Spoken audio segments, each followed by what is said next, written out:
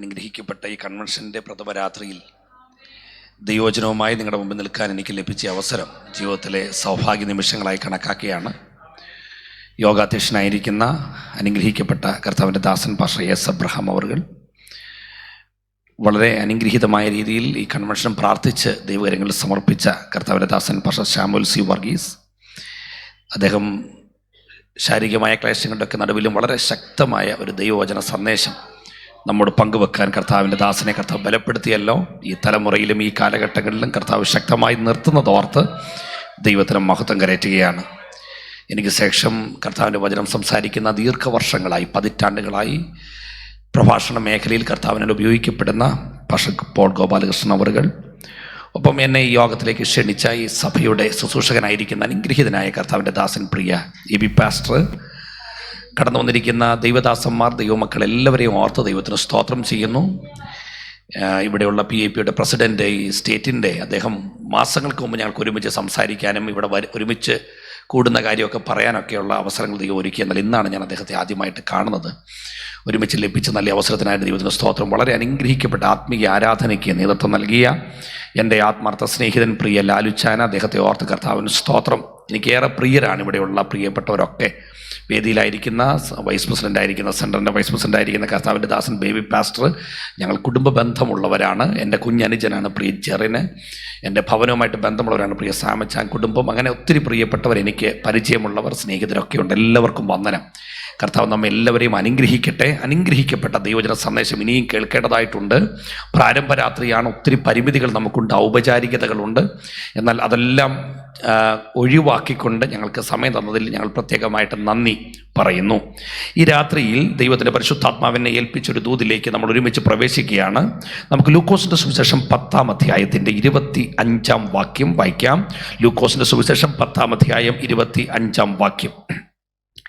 അനന്തരം ഒരു ന്യായശാസ്ത്രി എഴുന്നേറ്റ്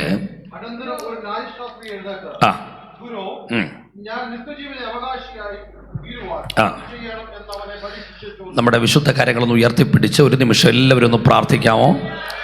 നല്ല പിതാവേ, ഇന്ന് രാത്രി പരിശുദ്ധാത്മാവ് ഞങ്ങളെ തൊടണമേ. ദൈവവചനത്തിലൂടെ ഞങ്ങളോട് സംസാരിക്കണമേ. വലിയ പ്രതീക്ഷ ഞങ്ങൾക്കുണ്ട് കർത്താവേ. അതിലുപരി ഞങ്ങൾ പ്രാർത്ഥിക്കുകയാണ്. വചനത്തിൻ്റെ വാതിലുകൾ ഞങ്ങൾക്കായി തുറക്കണം, യേശു ക്രിസ്തുവിൻ്റെ നാമത്തിൽ തന്നെ, ആമേൻ. വളരെ പരിചയമുള്ള ഒരു വേദഭാഗമാണ് ഇന്ന് രാത്രി നമ്മൾ വായിച്ചത്. ഞാൻ പ്രഭാഷണത്തിന് ഒരു തലക്കെട്ട് കൊടുക്കാൻ ആഗ്രഹിക്കുകയാണ്. എന്താണ് സുവിശേഷം, എന്താണ് നമ്മുടെ നിയോഗം? വളരെ ലളിതമായൊരു വിഷയം നിങ്ങളുമായി പങ്കുവെച്ചുകൊണ്ട് പ്രാർത്ഥിക്കാനാണ് കർത്താവിൽ ആഗ്രഹിക്കുന്നത്. ഇന്ന് രാവിലെ ഞാൻ പറഞ്ഞതുപോലെ ഒരു ലേഖനം മുഴുവനായിട്ട് ചിന്തിച്ചാണ് ഇന്ന് പകൽ നമ്മൾ ചിന്തിച്ചത്. എന്നാൽ ഇന്ന് രാത്രിയിൽ ലൂക്കോസിൻ്റെ സുവിശേഷം 10-ാം അധ്യായം ആസ്പദമാക്കിക്കൊണ്ട്, ആ സമയത്തിൻ്റെ കുറവ് മൂലം 35 മിനിറ്റാണ് സമയം, ആ 35 മിനിറ്റിനുള്ളിൽ നിർത്തും. എന്നാൽ വളരെ പ്രാർത്ഥനയോടെ ദൈവവചനം ശ്രമിക്കണം. അപ്പോൾ ലൂക്കോസിൻ്റെ സുവിശേഷം 10-ാം അധ്യായം ആസ്പദമാക്കിക്കൊണ്ടാണ് നിങ്ങളോട് ഈ ഒരു വിഷയത്തെക്കുറിച്ച് ഞാൻ സംസാരിക്കാൻ പോകുന്നത്. യേശുവിൻ്റെ അടുക്കൽ ഒരു ന്യായശാസ്ത്രി വന്നിട്ടൊരു ചോദ്യം ചോദിക്കുകയാണ്. ഗുരു, ഞാൻ നിത്യജീവന് അവകാശിയായി തീരാൻ എന്ത് ചെയ്യണം? സത്യം പറഞ്ഞാൽ എന്നാ ചോദ്യമാണ് ചോദിച്ചേ, അല്ലേ?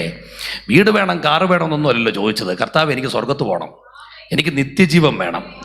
വലിയ ചോദ്യമല്ലേ? പിന്നെ എന്നെ അത്ഭുതപ്പെടുത്തിയൊരു കാര്യം, ചോദിക്കേണ്ട ആളോടാ ചോദിച്ചത്. കാര്യം നിൽക്കുന്നത് ആരാന്നറിയാമോ? സാധാരണക്കാരനല്ല, നിത്യജീവ മൊഴി തരാൻ കഴിവുള്ളവൻ, നിത്യജീവ ജല നദി തരാൻ കഴിവുള്ളവൻ, നിത്യജീവൻ ഒരു പര്യായമുണ്ടെങ്കിൽ ദൈവപുത്രനായ ക്രിസ്തുവിൻ്റെ അടുക്കലാ ചോദ്യം.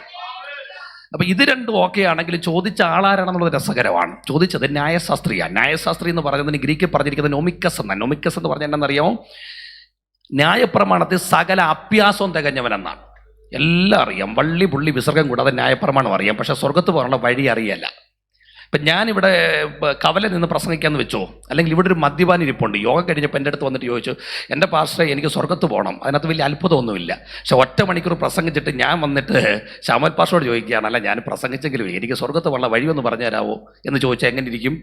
അപ്പോൾ അതുപോലെ ഇയാൾ വന്നിട്ട് ചോദിച്ചൊരു ചോദ്യം ഇതാണ്, കർത്താവേ, എനിക്ക് സ്വർഗത്ത് പോകണം, ഞാൻ എന്ത് ചെയ്യണം? പക്ഷേ ഈ കർത്താവിൻ്റെ ഒരു പ്രത്യേകത, ഏത് തലത്തിലാണെങ്കിലും, കുടുക്കാനാണെങ്കിലും കുരുക്കാനാണെങ്കിലും, നല്ല ലക്ഷ്യത്തിലല്ലെങ്കിലും, ചോദ്യം കർത്താവിൻ്റെ മുമ്പിലാണെങ്കിൽ ഉത്തരം ഉറപ്പാണ്. അങ്ങനെയാണെങ്കിൽ തിരിച്ചൊരു കാര്യം ചോദിച്ചോട്ടെ, ആത്മാർത്ഥതയോടെ, നിറഞ്ഞ ഹൃദയത്തോടെ, പരമാർത്ഥ മനസാക്ഷിയോടെ. ഇന്ന് രാത്രി 1000 ചോദ്യങ്ങളുമായിട്ട് ഇതിനകത്തിരുന്നാലും ഒറ്റ ചോദ്യത്തിന് പോലും മറുപടി ഇല്ലാതിരിക്കില്ല. ഈ യോഗത്തിന്റെ പ്രത്യേകത എന്താ? ഞാനല്ല, പോൾ പാസ്റ്റർ അല്ല, മറിച്ച് രാജാതി രാജാവാ. ആ കർത്താവ് ഇവിടെ ഉണ്ടെങ്കിൽ ഇവിടെ അഴിയാത്ത ഏത് കെട്ടാ ഉള്ളത്, ഇവിടെ മാറാത്ത ഏത് രോഗമാ ഉള്ളത്, ഇവിടെ പൊട്ടിപ്പോകാത്ത എന്ത് ബന്ധനാ ഉള്ളത്. ഇത് മനസ്സിലാക്കിക്കൊണ്ട് ആസാഫ് പറഞ്ഞത്, കർത്താവെ അങ്ങയോട് അടുത്തിരിക്കുന്നത് എനിക്ക് നല്ലത്. കോരഹപുത്രന്മാർ പറഞ്ഞു, നിന്റെ സന്നിധിയിൽ കഴിക്കുന്ന ഒരു ദിവസം വേറെ 1000 ദിവസത്തേക്കാൾ ഉത്തമമല്ലോ. അതുകൊണ്ട് സങ്കീർത്തനക്കാരൻ പറഞ്ഞു, നിന്റെ സന്നിധിയിൽ സന്തോഷത്തിന്റെ പരിപൂർണതയുണ്ട് നിന്റെ വലത്ത് ഭാഗത്തെന്നും. അപ്പം നമ്മൾ ഇരിക്കുന്ന സ്ഥലത്തിന്റെ വില നമ്മൾ അറിയണം. അത് അറിഞ്ഞവരാ നമ്മുടെ പിതാക്കന്മാർ. ഞാൻ ഈ PVP റിലേറ്റ് ചെയ്തൊരു ഹിസ്റ്ററിയുടെ പുസ്തകം എഴുതിയിരുന്നു. അപ്പം ഞാൻ ഈ പഴയ പെന്തക്കോസ്ത് ചരിത്രത്തെക്കുറിച്ചൊക്കെ ഒന്ന് റെഫർ ചെയ്യാനുള്ള ഭാഗ്യം എനിക്ക് ലഭിച്ചു. അപ്പോൾ ഈ 1930കളിലും 40കളിലും പെന്തക്കോസ്തുകാരെ കുറിച്ച് കൊടുമണ്ണുള്ള, ഞങ്ങളുടെ നാട്ടിലാണ് കൊടുമണ്ണുള്ള ഒരു നായർ മുതലാളി എഴുതിയിരിക്കുന്ന കുറിപ്പ് എൻ്റെ ശ്രദ്ധയിൽപ്പെട്ടത് ഞാനൊന്ന് പറയാം. അദ്ദേഹം പറയാണ്, എൻ്റെ പാടത്തും പറമ്പിലും ഒക്കെ പെന്തക്കോസ്തുകാരെന്ന് പറഞ്ഞ ഗ്രൂപ്പും പണിയെടുക്കുന്നുണ്ട്. പക്ഷേ അവരുടെ പ്രത്യേകത, എത്ര തളർന്ന് ക്ഷീണിച്ചാണ് അവർ പോകുന്നതെങ്കിലും അവരുടെ യോഗം കഴിഞ്ഞിട്ട് വരുമ്പോൾ പശുക്കിടാവിനെ പോലെ ചാടിയാ വരുന്നത്. അന്നത്തെ കാലത്ത് ദാരിദ്ര്യമുള്ള കാലമാണ്, പട്ടിണിയുള്ള കാലം, മാറി ധരിക്കാൻ വസ്ത്രമില്ല. പക്ഷെ അകത്ത് വരുമ്പോൾ സകലതും മറക്കാനുള്ള കാര്യം എന്നറിയാവോ? എൻ്റെ യേശുവിനെ പോലെ മധുര ഉള്ളൊരു നാമം വേറെ ഇല്ല. സ്വോത്രം. ഇപ്പം ഗോപാലകൃഷ്ണൻ പാസ്റ്റർ എത്ര പ്രസംഗം പ്രസംഗിച്ചിട്ടുണ്ടെന്ന് എനിക്കറിയില്ല. ഇപ്പം ഇവിടെ പിന്നെ നമ്മുടെ ലാലുച്ചാൻ പറഞ്ഞു, എൻ്റെ ചെറിയ പ്രായം മുതൽ ഞാൻ പ്രസംഗമൊക്കെ കേട്ടാൻ പോയിട്ടുണ്ട് കർത്താവിൻ്റെ ദാസൻ്റെ. അപ്പോൾ ഏറ്റവും കുറഞ്ഞത് എൻ്റെ കണക്ക് ഒരു 5000 പ്രസംഗം പ്രസംഗിച്ചിട്ടുണ്ടാവും എന്നുള്ളതാണ്. ഉണ്ടാവുന്നേ കാണുമായിരിക്കും അല്ലേ? ഒരു 5000 ഉറപ്പാ. ശ്യാമൽ പാസ്റ്റർ പറഞ്ഞു അദ്ദേഹത്തിന് 77 വയസ്സുണ്ടെന്ന്. ഉറപ്പാണ് 5000 പ്രസംഗിച്ചിട്ടുണ്ടോ ഏറ്റവും കുറഞ്ഞത്.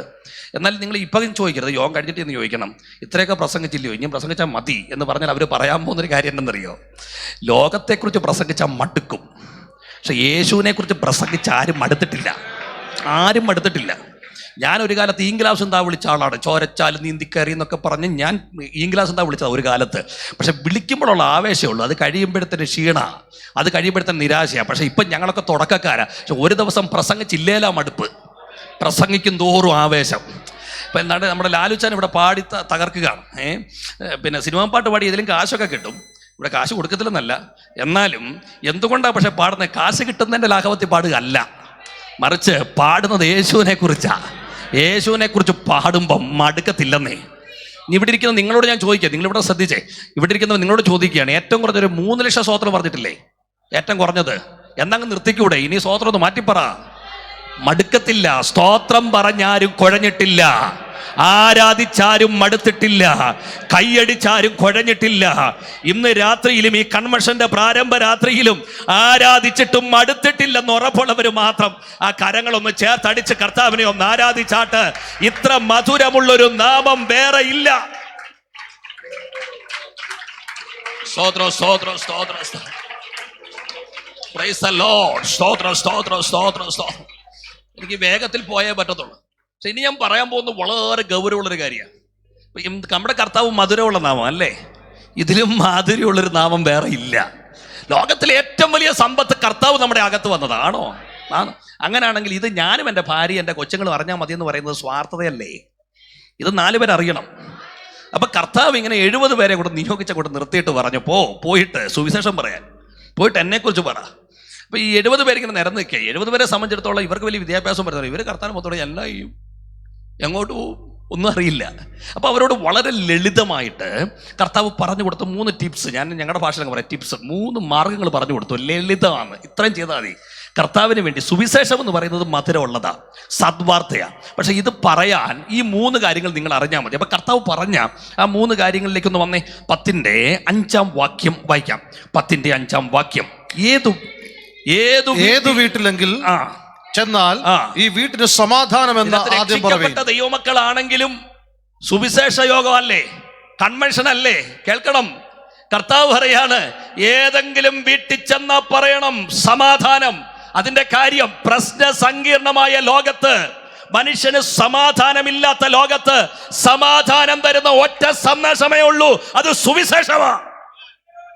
സ്തോത്രം. അതിന്റെ വില ഇത്രയൊക്കെ ഉള്ളൂ എന്നുള്ളതിന്റെ ഉറപ്പാണ് ഇപ്പൊ പറഞ്ഞ സ്തോത്രം.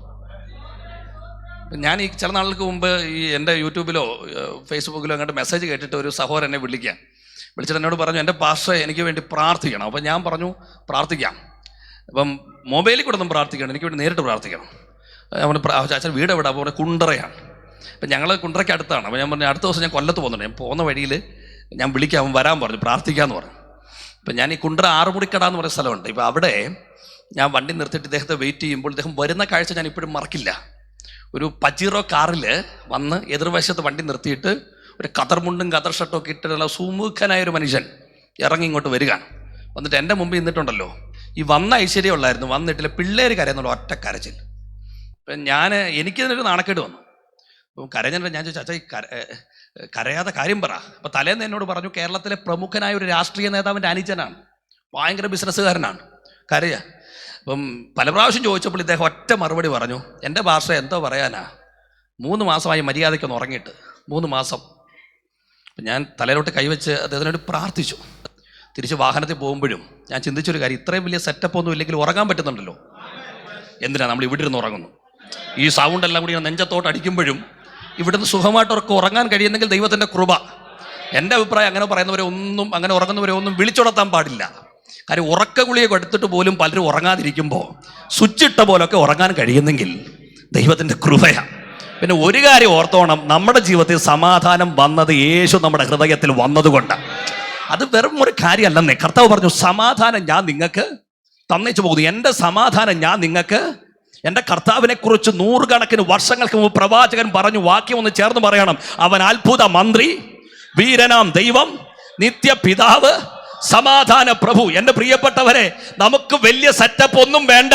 യേശു അകത്തുള്ളതിൻ്റെ സമാധാനം അനുഭവിക്കുന്ന ദൈവമക്കൾ ഇതിനകത്തുണ്ടെങ്കിൽ അവര് മാത്രം ആ കരമൊന്ന് അടിച്ച് കർത്താവിനൊന്ന് സ്തോത്രം ചെയ്യാം. സ്തോത്രം, സ്തോത്രം, സ്തോത്രം, സ്തോത്രം, സ്തോത്രം, സ്തോത്രം. പിന്നെ ഒരു കാര്യം കൂടെ പറയട്ടെ, ഒരു കാര്യം കൂടെ. ഇവിടെ ഇരിക്കുന്നതൊക്കെ ദൈവമക്കളല്ലേ, അതുകൊണ്ട് പറയാണ്. പക്ഷേ ഈ പഴയ പല പെന്തക്കോസുകാരുടെയും വീട്ടിൽ ഇപ്പം സമാധാനം ഇല്ല. അതെന്നെ, അതും കൂടെ പറയാം. പണ്ട് നമ്മുടെ അപ്പച്ചന്മാർക്ക് കഴിക്കാനില്ലായിരുന്നേ ഉള്ളൂ, ധരിക്കാനില്ലായിരുന്നേ ഉള്ളൂ, പിന്നെ നമ്മുടെ കൂട്ട് വലിയ മുന്തിയ കാറില്ലായിരുന്നേ ഉള്ളൂ, സൈക്കിൾ പോലും ഇല്ലായിരുന്നെങ്കിൽ ഇഷ്ടം പോലുള്ളൊരു സാധനം ഉണ്ടായിരുന്നു, അത് സമാധാനം. ഇന്നെല്ലാം ആയെങ്കിലും എന്തോ ഇല്ല, സമാധാനമില്ല. അതെന്നാ വിഷയം എന്നറിയോ? കർത്താവ് പറഞ്ഞു, യെരൂശലേമേ യെരൂശലേമേ, കോഴി തൻ്റെ കുഞ്ഞിനെ ചിറകിൻ കീഴി മറയ്ക്കും പോലെ ചേർത്ത് വെക്കാൻ എനിക്ക് മനസ്സായിരുന്നു. പക്ഷെ ഇന്ന് കർത്താവിൻ്റെ വേലി പൊളിച്ച് പലതും പുറത്തു പോയത് കൊണ്ട് ശത്രു പലതിനെയും റാഞ്ചുക. നദി പോലെ സമാധാനം തരാമെന്ന് കർത്താവ് വാക്ക് പറഞ്ഞിരിക്കുമ്പോൾ ഇന്ന് ഈ വചനം സീരിയസ് ആയിട്ട് കേട്ടോണം. ചിലരെ തൊട്ട് ദൈവാത്മാവ് പറയുകയാണ്, ചില കുടുംബങ്ങൾക്കകത്ത് സമാധാനമില്ലാതെ ഞരങ്ങി ഇന്ന് രാത്രി ഇതിനകത്തിരിക്കുന്നവരെ തൊട്ട് ദൈവാത്മാവ് പറയുന്നു, ആ കെട്ടിന്ന് രാത്രി പൊട്ടണം. കർത്താവ് നിന്റെ അകത്തൊന്ന് വരട്ടെ. സമാധാനത്തെ നശിപ്പിക്കുന്ന, സ്വസ്ഥതയെ നശിപ്പിക്കുന്ന, ഹൃദയത്തിനകത്ത് സമാധാനമില്ലാതെ ഉറങ്ങാൻ കഴിയാതെ നശിപ്പിച്ചു കളയുന്ന, ഒന്നു മാറി രോഗമിട്ട് പ്രതിസന്ധികളിട്ട് പോരാടി നിൽക്കുന്ന ദുഷ്ടപ്പോരുകൾ യേശുവിന്റെ നാമത്തിൽ ഇന്ന് രാത്രി തകരട്ടെ.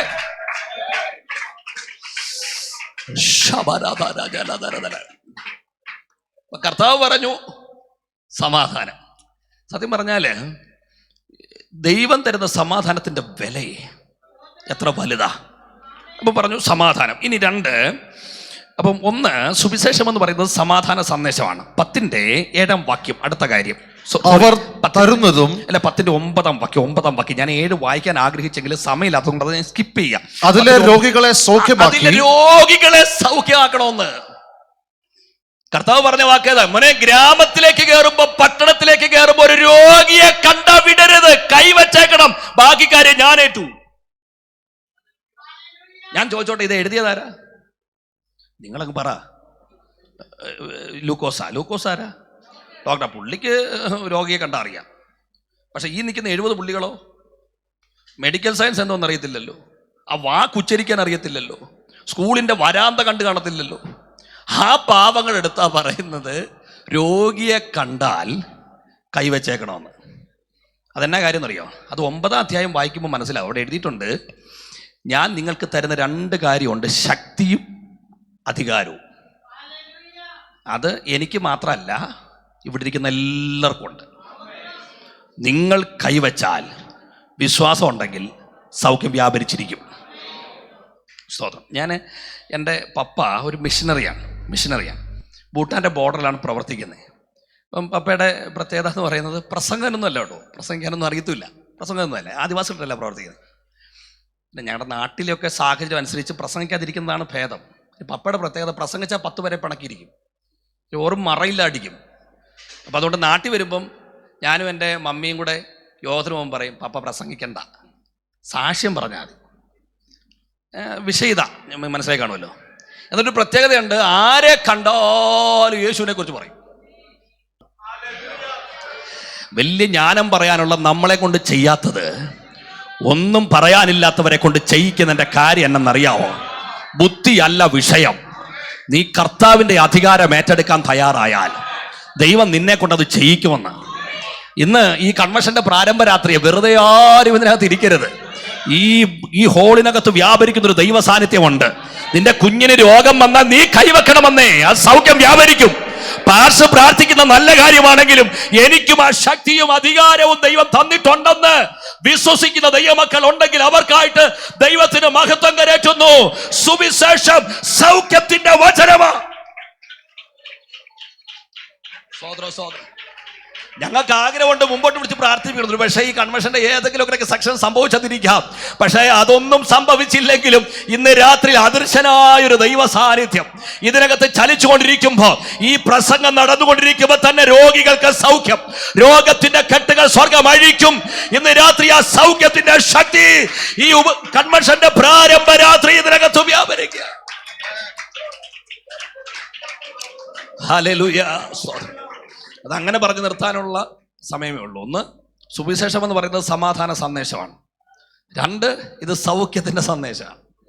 3-ാമത്തെ കാര്യം 10:9 ദൈവരാജ്യം നിങ്ങൾക്ക് സമീപിച്ചു വന്നിരിക്കുന്നു എന്ന് പറയണം. അവൻ പറഞ്ഞു അവിടെ ചെന്നിട്ട് ഇനി സൈക്കിളെ ഇനി വാ, ബൈക്കെ കയറ്റി വിട്ടേക്കാം, ബൈക്കെ വാ, കാറെ പറപ്പിച്ചേക്കാം എന്നൊന്നും കർത്താവ് പറഞ്ഞില്ല.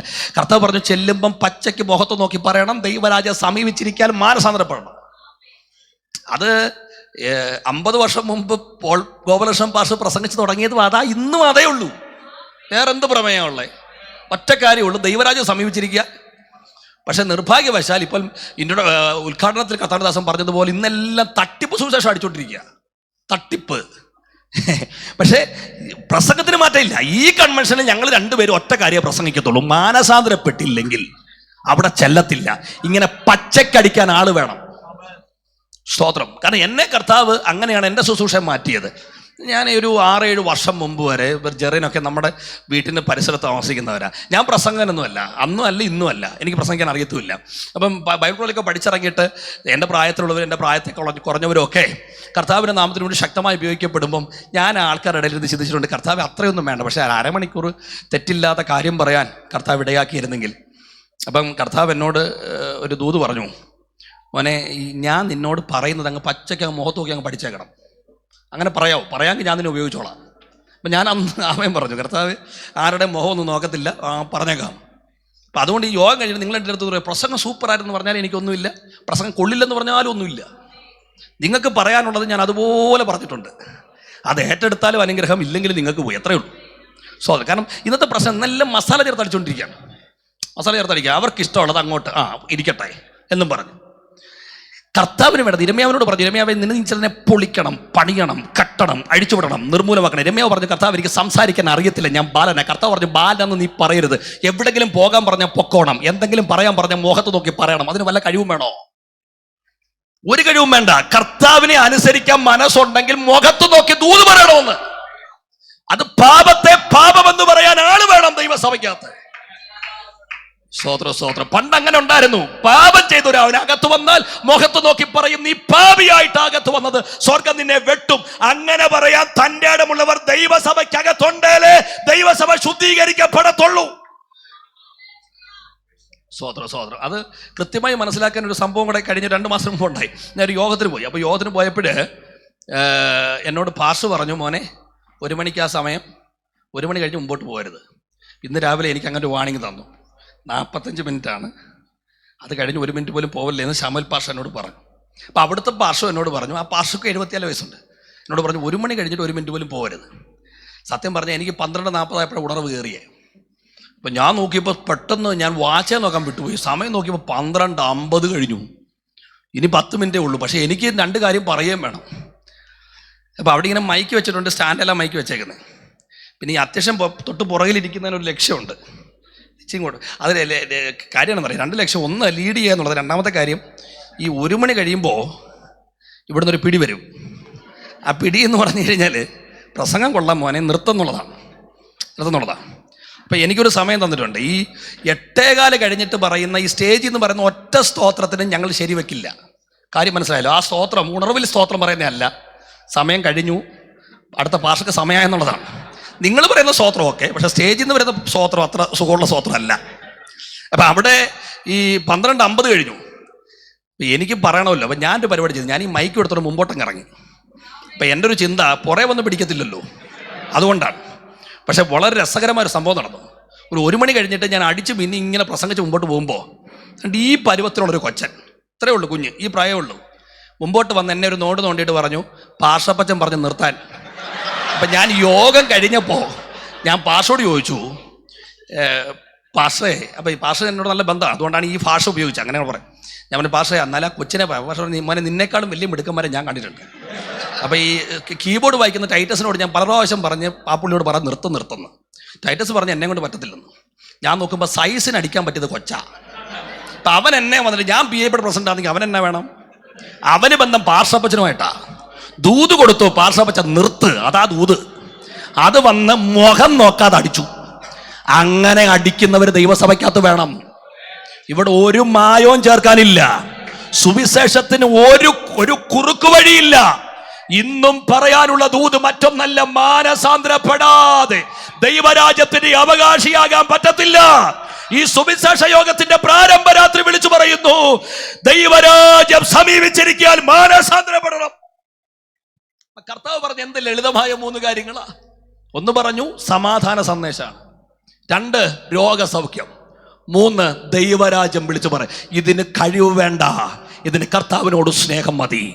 ഇന്ന് രാത്രി ഞാൻ 1-2 കാര്യം കൂടെ പറഞ്ഞിട്ടേ നിർത്തത്തുള്ളൂ. എങ്കിലും ആ കരമുയർത്തിയിട്ട്, കർത്താവേ, എനിക്ക് കഴിവില്ലെങ്കിലും, എനിക്ക് വലിയ അറിവുകളില്ലെങ്കിലും, എനിക്ക് വലിയ താലന്തുകളില്ലെങ്കിലും, എന്നോടുകൂടെ സഹകരിക്കുന്നവരുടെ അടുക്കൽ യേശുവില്ലെന്ന് ബോധ്യമാകുമ്പോൾ മുഖത്ത് നോക്കി യേശു നിനക്ക് സമാധാനമെന്ന് പറയാൻ. ഒപ്പം ഞാൻ ഈ പറയുന്ന കാര്യം ഒന്ന് കേൾക്കണം. നിങ്ങളുടെ കൂടെ പ്രവർത്തിക്കുന്നവർ രോഗികളാണെങ്കിൽ നിങ്ങൾക്കൊരു കഴിവും വേണ്ട, കരം വെച്ച് ആത്മാവിൽ പ്രാർത്ഥിക്കാൻ, കർത്താവേ ഞാൻ തയ്യാറാണ്. ഇനി ആരുടെ മുഖത്ത് നോക്കിയാലും അപ്പനൊരു ദൂത് കൈമാറിയാൽ, കാശ് നോക്കാതെ, സ്വാധീനം നോക്കാതെ, മുമ്പിൽ നിൽക്കുന്നവരാരാത് നോക്കാതെ, ദൈവരാജ്യത്തെ കുറിച്ച് വിളിച്ചു പറയാൻ ഞാൻ എന്നെ തന്നെ സമർപ്പിക്കുന്നു എന്ന് ബോധ്യമുള്ളവർ ആ കരങ്ങൾ ഉയർത്തിപ്പിടിച്ച പ്രിയപ്പെട്ടവർ തന്നെ പറ്റുമെങ്കിൽ കരമടിച്ച് ഈ ദൂതിനോടൊന്ന് പ്രതികരിക്കുക. കർത്താവേ, നിനക്ക് വേണ്ടി ഉപയോഗിക്കപ്പെടാൻ ഞാൻ എന്നെ തന്നെ സമർപ്പിക്കുക.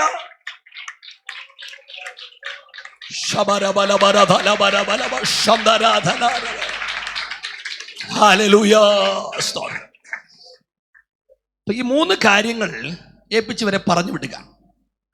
ഇനി ഇവർ തിരിച്ചു വരുന്ന രംഗം ഒന്ന് കാണണം. നിങ്ങളെല്ലാവരും ബൈബിള് കയ്യിലുണ്ടല്ലോ അല്ലേ? 17 നോക്കിയേ. സത്യം പറഞ്ഞാൽ അത് നോക്കാൻ പറഞ്ഞതിൻ്റെ കാര്യം, അത് വായിക്കുന്നതിൻ്റെ ഒരു സന്തോഷമാണ്. ആ 70 പേര് സന്തോഷത്തോടെ മടങ്ങി വന്നു. ആ 70 പേര് സന്തോഷത്തോടെ മടങ്ങി വന്നു. കർത്താവേ, മതി, ഞാൻ വായിക്കാം. ആ 70 പേര് എങ്ങനെ വന്നു? അത് തന്നെ ഒരു സന്തോഷം. നമ്മുടെ വകുപ്പാണെങ്കിൽ 70 എണ്ണത്തെ പറഞ്ഞു വിട്ടായിരുന്നെങ്കിൽ 10 എണ്ണമായിട്ട് വരും, അല്ലെങ്കിൽ 35 ഗ്രൂപ്പായിട്ട് വരും. ഞങ്ങൾ അപ്പല്ലോസിൻ്റെ പക്ഷക്കാർ, ഞങ്ങൾ പൗലോസിൻ്റെ പക്ഷക്കാർ. പക്ഷെ ഒരു ഡിവിഷനും ഇല്ല. കർത്താവിൻ്റെ ശിഷ്യന്മാർ തന്നെ 12 എണ്ണത്തിൽ ഒരെണ്ണം പോയി. പക്ഷെ 70 പേര് പോയതിൽ 70 പേരും, അതൊരു സന്തോഷമല്ലേ? 70 പേരും. ഇനി എങ്ങനെ വന്നേ?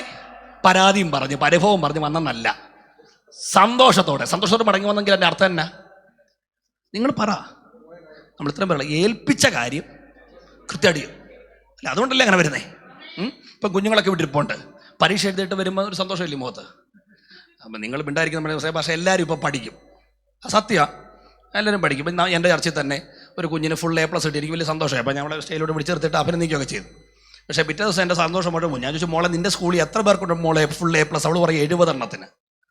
ആകെ 90 പേരെ പരീക്ഷ എഴുതിയുള്ളൂ. പിന്നെ മലയാളികളാണ് എല്ലാവരും ഇരിക്കുന്നതെന്നുള്ള ചിന്ത കൊണ്ട് പറയാണ്. അപ്പോൾ ഇന്നത്തെ കാലം നോക്കണ്ട, 210 മാർക്ക് മേടിച്ച് ജയിച്ച കാലം ഓർത്താൽ മതി. ഇന്ന് 210 ഒപ്പിച്ച് വരുന്നതിൻ്റെ സന്തോഷം കണ്ടുണ്ടോ?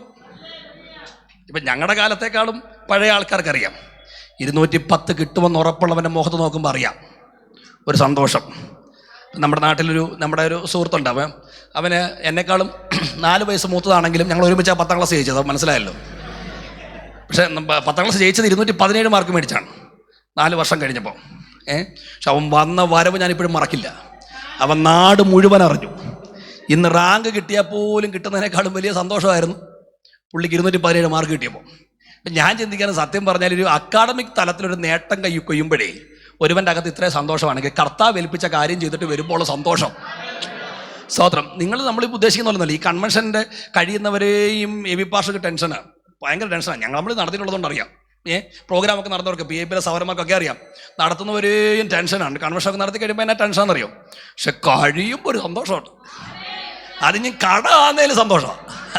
അതെന്നാ കാര്യം എന്നറിയാം, കർത്താവ് ഏൽപ്പിച്ചത് ചെയ്യുമ്പോൾ ഉള്ളൊരു തൃപ്തി.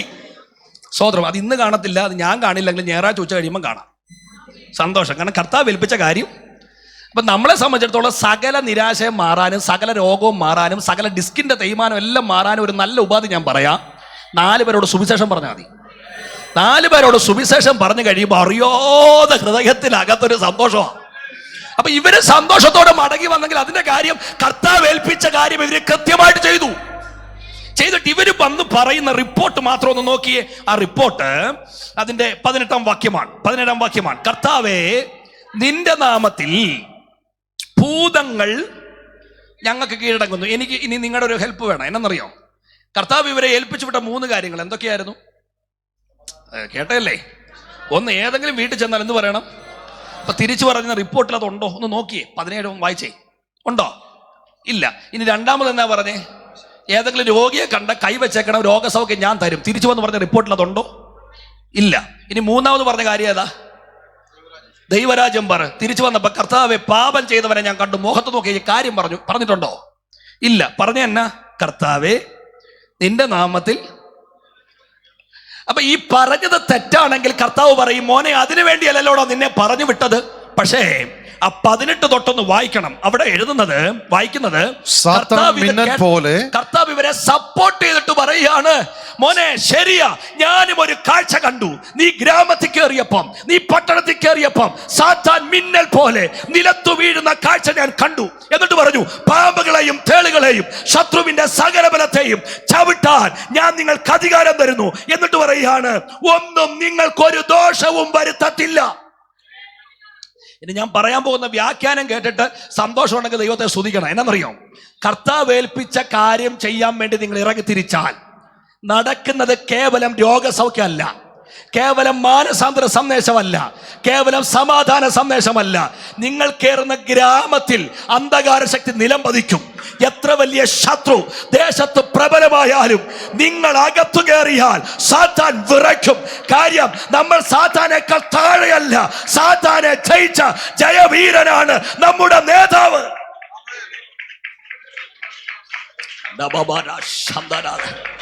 ഈ ദൂത് എത്ര പേർക്ക് മനസ്സിലായെന്ന് എനിക്കറിയില്ല. പക്ഷേ ഞാൻ ഒറ്റ വാചകത്തിൽ പറയാം, എൻ്റെ പ്രിയപ്പെട്ടവരെ, ഈ ദിവസത്തെ കൺവെൻഷനുകൾ കഴിയുമ്പോൾ കേവലം രോഗസൗഖ്യമല്ല സംഭവിക്കാൻ പോകുന്നത്, കേവലം മാനസാന്തര സന്ദേശം മാത്രമല്ല, ഈ ദേശത്ത് പ്രബലമായിരിക്കുന്ന ദേശാധിപ ശക്തികൾ, അന്ധകാര വ്യാപാരങ്ങൾ, ശത്രുവിന്റെ സാമ്രാജ്യങ്ങൾ നിലത്തു വീഴുമെന്ന് വിശ്വസിക്കുന്നവർ മാത്രം കരങ്ങൾ അടിച്ച് കർത്താവിനൊന്ന് ആരാധന കൊടുക്കുക. ഹല്ലേലൂയ. സ്തോത്രം. ഇനി കുറിവാക്യത്തിലേക്ക് വന്നിട്ട് ഞാൻ നിർത്തുക. അപ്പം ഇങ്ങനെ പറഞ്ഞു വന്നിട്ട് ന്യായശാസ്ത്രം വന്ന് ചോദിച്ച ചോദ്യം നമ്മൾ വായിച്ച ഇതുമായിട്ടൊരു കണക്റ്റഡ് ഉണ്ട്. ഇതൊക്കെ ചെയ്യാൻ നമുക്ക് ആഗ്രഹം ഉണ്ടെങ്കിലും ഞാൻ പറഞ്ഞുകൊണ്ട് നിങ്ങളാരും ചെയ്യാൻ പോകുന്നുമില്ല. പക്ഷെ ചെയ്യും. എപ്പോഴെന്നറിയോ? കർത്താവ് ന്യായശാസ്ത്രം കൊണ്ട് പറയിച്ചൊരു ഉത്തരവുണ്ട്. നിന്റെ ദൈവമായ കർത്താവിനെ പൂർണ്ണ ഹൃദയത്തോടും പൂർണ്ണാത്മാവോടും പൂർണ്ണ ശക്തിയോടും കൂടെ സേവിക്കണമെന്നല്ല, സ്നേഹിക്കണം. ഈ ദൈവസ്നേഹം അകത്ത് കയറി കണക്ട് ആയാൽ ആരും പറയണ്ട, അറിയാതെ ചെയ്യും. എന്ന് കരകീർത്തി സ്തോത്രം ചെയ്യാവോ? സത്യം പറഞ്ഞാൽ ഞാൻ ചിന്തിക്കായിരുന്നു, ഈ ഉപവാസം ഈ കൺവെൻഷനുകളൊക്കെ ഉണ്ടല്ലോ, ഈ കടന്നു വരുന്നവരുടെ അകത്തെല്ലാം ദൈവസ്നേഹം അങ്ങോട്ട് കത്തിയാൽ ആരും പറയേണ്ട സ്തോത്രം പറയാൻ അറിയാതെ പറയും. ഈ ദൗത്യമൊക്കെ എങ്ങനെ ചെയ്യാൻ പറ്റും? ലളിതമായ ഉത്തരം, ദൈവസ്നേഹം അകത്ത് കയറിയാൽ. സത്യം പറഞ്ഞ ആരാധന അങ്ങനാന്നേ. ഞാനൊരു ഉദാഹരണം പറഞ്ഞങ്ങ് നിർത്താം. എൻ്റെ കുഞ്ഞിന് ഇപ്പോൾ ഒരു 8 വയസ്സുണ്ട്. 8 വയസ്സ്. ഇപ്പം ഞാൻ താമസിക്കുന്ന മിന്നു ബ്രദറിൻ്റെ മൂത്ത മോടെ പ്രായമാണ് എൻ്റെ മോക്ക്. അപ്പം എൻ്റെ കുഞ്ഞിനോട് ഞാൻ ഏറ്റവും കൂടുതൽ ചോദിച്ചുള്ള ചോദ്യം, അപ്പം ഇഷ്ടമാണോ എന്ന് ചോദിക്കുമ്പോഴെല്ലാം പറയും ഭയങ്കര ഇഷ്ടമാണ്, ഭയങ്കര ഇഷ്ടമാണ്. പിന്നെ ഞാൻ ഇടയ്ക്ക് ഇല്ല കർത്താവ് ചോദിച്ചോട് ചോദിക്കും അവളെക്കാൾ ഇഷ്ടമാണെന്ന് തോന്നുന്നു. അപ്പം ഇങ്ങനെ നോക്കും, വൈഫ് ഉണ്ടെന്നുണ്ടെങ്കിൽ പറയും 2 പേരെ ഇഷ്ടമാണ്, വൈഫില്ലെങ്കിൽ പറയും അപ്പ ഇഷ്ടം. പക്ഷേ ഈ അടുത്ത കാലത്ത് ചോദിക്കുമ്പോഴെല്ലാം തിരിച്ചു ചോദിക്കും അപ്പയ്ക്ക് വട്ടുവല്ലോ ഉണ്ടോ. കാര്യം എന്നറിയോ, അവിടെ പറയുന്നതിൻ്റെ ഉദ്ദേശം ഇതാണ്. അപ്പം എന്ത് ചോദിക്കും, അവൻ്റെ അപ്പയല്ലേ, അപ്പയുടെ കുഞ്ഞല്ലേ ഞാൻ, എനിക്ക് അപ്പയോട് സ്നേഹമില്ലായിരിക്കുമോ? പക്ഷെ എൻ്റെ മനസ്സിൽ ഞാൻ അവളോട് അതിന് ഉത്തരം പറയുന്നില്ലേലും നമ്മളെ വട്ടുണ്ടായോണ്ട് ചോദിക്കല്ല, പക്ഷെ നാവിന്ന് കേൾക്കുമ്പോൾ ഒരു സന്തോഷമാണ്. സത്യം പറഞ്ഞ് ഈ ആരാധന എന്ന് പറയുന്നത് എന്നറിയോ, അകത്തുള്ള സ്നേഹപ്രകടനം എന്ന് പറഞ്ഞാൽ അകത്ത് ദൈവസ്നേഹം വ്യാപരിക്കുന്ന വന്നിരുന്ന് ഉറങ്ങാൻ പറ്റൂ? അകത്ത് ദൈവസ്നേഹം വന്ന് പ്രതിമ ഇരിക്കുന്നവരിക്കും നടക്കുമോ പരിപാടി? അകത്ത് ദൈവസ്നേഹം വ്യാപരിക്കുന്നവൻ അറിയാതെ കൈ ഉയർത്തും, അറിയാതെ കൈ അടിക്കും, അറിയാതെ അതരം ചലിപ്പിക്കും. കാര്യം കർത്താവ് നമ്മെ കരുതിയ കരുതൽ അത്ര വലുതാ. ഹല്ലേലൂയ. ഇപ്പം ഞങ്ങളുടെ നാട്ടിൽ ചില അപ്പന്മാരും മക്കളും ഉണ്ട്. അപ്പനും മക്കളും എന്നാണ് പറയുന്നത്, പക്ഷെ നമ്മൾ മിണ്ടത്തില്ല. നമുക്കറിയാവുന്നൊരു വീട്ടിലുണ്ട്. ആ വീട്ടിൽ ചെല്ലുമ്പോൾ എപ്പോഴും എട്ടാ ഇതേ ഉള്ളൂ. പുളിക്കമ്പ വെട്ടി വെച്ചേക്കുന്ന അട്ടി എന്ന് പറഞ്ഞാൽ സൈക്കിൾ എടുക്കാൻ പറ്റത്തില്ല, ബൈക്ക് എടുക്കാൻ പറ്റത്തില്ല, ഫ്രിഡ്ജ് തുറക്കാൻ പറ്റത്തില്ല, ബെഡ്റൂമിൽ കയറാൻ പറ്റത്തില്ല. അപ്പം ഞാൻ അച്ഛനോട് പറഞ്ഞിട്ടുണ്ട്, അച്ഛൻ പിള്ളേരെ ഇങ്ങനെ തല്ലിക്കൊല്ലരുത്. 1 വർഷത്തിന് മുമ്പ് അന്നേരം അച്ഛൻ പറയും സ്നേഹം ഉള്ളിലാ, പുറത്ത് കാണിക്കാൻ പറ്റത്തില്ല. പക്ഷേ ഇപ്പം പിള്ളേർ വളർന്നു, ഇപ്പം പിള്ളേരെ നമ്മൾ കൺട്രോൾ ചെയ്യുക. കാരണം പിള്ളേർ തല്ലും അപ്പനെ. ഇപ്പം പിള്ളേരോട് പറഞ്ഞ മോനെ അപ്പനാണ് അങ്ങനെയൊന്നും പിള്ളേർ പറയുന്നതാ. അപ്പനും ആയ കാലത്ത് സ്നേഹിച്ചിട്ടില്ല. അങ്ങനെ കുറേ പെന്തക്കോസുകാരുണ്ട്. 40 വർഷമായി ഞാൻ അകത്ത് വന്നിട്ട്, പക്ഷെ ഒരനക്കവും ഇല്ല. വല്ല കാര്യമുണ്ടോ? അകത്ത് വന്നിരിക്കുമ്പോൾ അറിയാതെ ദൈവത്തെ സ്തുതിക്കും. പിന്നെ ഒറ്റ കാര്യം ഓർത്താൽ മതി, ലഭിച്ച നന്മകൾ മുഴുവൻ നമ്മൾ മക്കളായതുകൊണ്ട് ലഭിച്ച അനുഗ്രഹങ്ങളാണ്. ആണെന്ന് ഉറപ്പുള്ളവരാ കരം ഉയർത്തി ദൈവത്തിന് സ്തോത്രം ചെയ്യാം.